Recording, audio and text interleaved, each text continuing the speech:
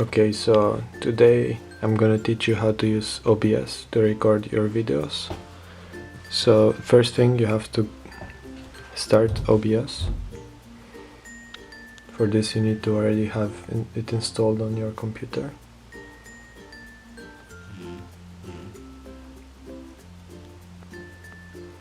Okay, there we go. Now what you wanna do is go into settings, output, recording, and then choose the folder where you want your videos to go.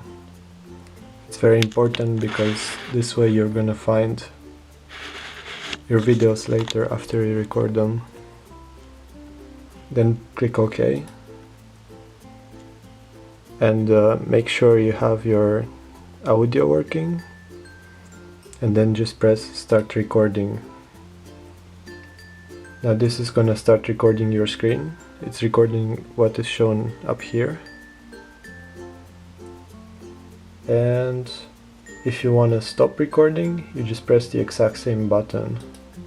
You can also make shortcuts with your keyboard if you go in the settings. Alright guys, this has been the how to use OBS tutorial.